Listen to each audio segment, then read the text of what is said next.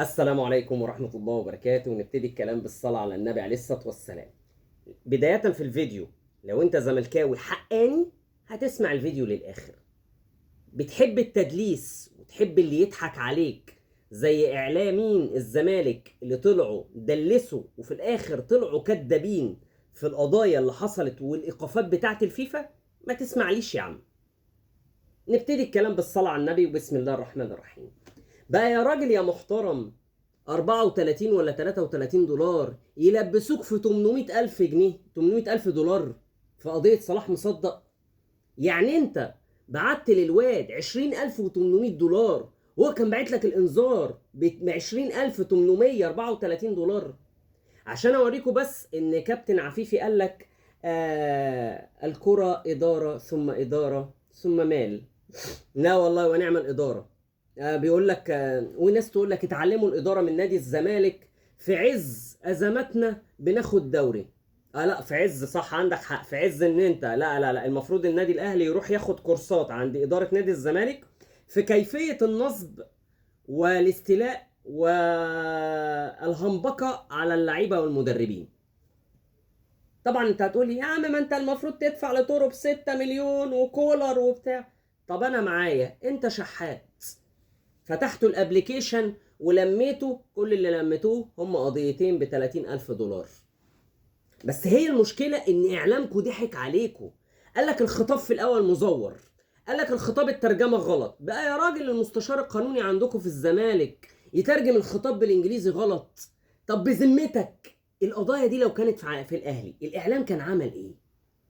لكن انتوا لا، كابتن خالد الغندور بندقه يطلع يقول لك لا ده خطاب مزور ويشتموا عامر العمايره. والناس هناك طبعا في صفحه ايطاليان زملكاوي اللي كابتن ميدو طلع فضحهم وقال لهم انتوا لجان وبيدفع لكم ولا مؤاخذه كل شهر شهريه ولا مؤاخذه عشان تطلعوا ايه تطبلوا. احلى مسا عليكم يا شويه لجان. بالحق يا جماعه، الناس ما تنساش ان انا من جمال من لجان كابتن جمال جبر، ولا اعرف مين جمال جبر ولا اعرف اي كابتن سلاحف النينجا. المهم بقى نرجع للحدوته. طبعا انت كده لغايه دلوقتي بعمر فرج وصلاح مصدق الزمالك مطلوب منه 8 مليون و300 الف دولار.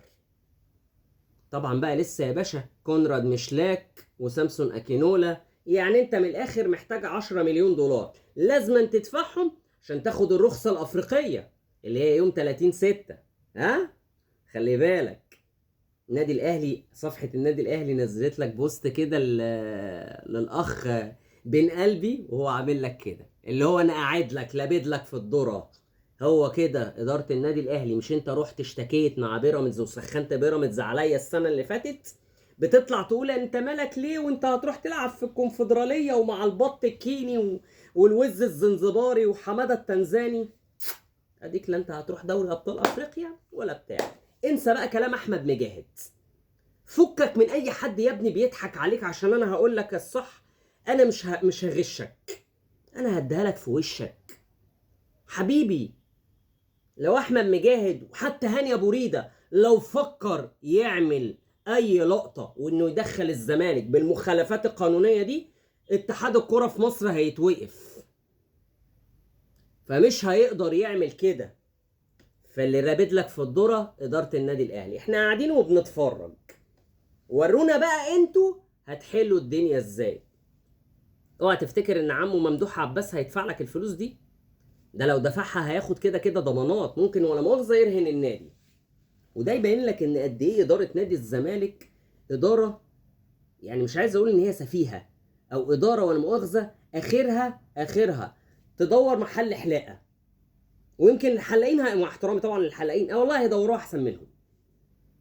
مجلس اداره ضحك على الناس، قال للناس لو المركب مخرومه انا هدورها. كابتن حسن لبيب، نادي الزمالك بيقع اهو، اتراهن بسبب اخطائك الاداريه. ارض اكتوبر اتسحبت منك وراحت النيابه واتبهدلت. عايز اشكر كابتن الهستيري ودكتور عبد الرحمن طارق الشابوني، الزملكاويه الاثنين الوحيدين اللي طلعوا اتكلموا في القضايا دي بما يرضي الله. ما طلعوش دلسوا زي كابتن خالد الغندور لما قال لك الخطاب مزور. منور والله يا بندقه. يا سكسكة. وطبعا ما ننساش الصفحة المأجورة الكبيرة، اللجنة الكبيرة للزملكاوية، ايطاليان زملكاوي، وبعض الصفحات التانية. وما ننساش الجهبذ كابتن طارق السعيد. احلى مسا عليكم يا جدعان. عرفتوا ليه بقى احنا جمهور النادي الاهلي؟ النادي الاهلي ادارته قويه، حتى لو وقع سنه اللي هي السنه دي. انا ما استحقش ان انا اروح دوري ابطال افريقيا، بس انا لابد لك، انا قاعد لك. وانت فاكر ان انا ولا مؤاخذه هفوت الفرصه دي؟ انت رحت سخنت بيراميدز زي ما انا قلت وخليته يروح المحكمه الرياضيه واتحكم لي في الاخر. المره دي بقى اداره النادي الاهلي قاعده لاتحاد الكوره على الباب. ورينا لو ذكر ادي الرخصه للزمالك يشارك في افريقيا. لو ذكر، لو اللي جابوكوا كده مكتوب في بطايقكم ذكور، ادي الرخصه لنادي الزمالك. هيطلع لك على الفيفا، والفيفا اصلا حطك ضمن السوابق. هو مديك فترتين التأديب دول عقابا ادبا ليك، عشان بعد كده يا باشا يوم ما هتفكر تشارك في البطوله دي انسى يا ابني كلام احمد مجاهد. والله يا جدعان الكلام اللي بيتقال لكم ده ضحك على الدقون. عرفتوا ليه بقى ان انتوا الزملكاويه اي حاجه بتحصل لكم هتروحوا راميينها السبب النادي الاهلي؟ طب وانت ليه يا باشا ما تقولش ان ادارتك على مر العصور الا ما عمرنا سمعنا في اداره مرتضى منصور عن وقف قيد واحد؟ عرفت بقى يا باشا؟ دي مشكلتك، دي مشكله نادي الزمالك، الاداره. احلى مسا على كابتن عفيفي، احلى مسا على صباحو، احلى مسا على جو مارك مينا ماهر. ما تسمعنا يا اسطى الحدوته، او سمعنا يا اسطى النصبايا. ولسه ده الفيفا اصلا قاعد لابد لكم، قال لكم بس خلي بالك اذا ما اتحلتش اي قضايا انت كده كده هتاخد خصم نقط من الموسم الجاي. يعني مش بعيد في مره تروح منافس زي السيتي كده ما بيحصل فيها تنافس السنه الجايه. اصلا خلي بالك في الدوري الانجليزي السيتي هيبدا الموسم وهو مخصوم منه نقط، زي ما حصل في ايفرتون السنه اللي فاتت، مش الموسم ده، السنه اللي فاتت، وايفرتون نجت من الهبوط. فاحلى مسا على اداره نادي الزمالك، بالشفا ان شاء الله، ونتمنى لكم الاسوأ ايها الزملكاوي الغلبان. سلام عليكم.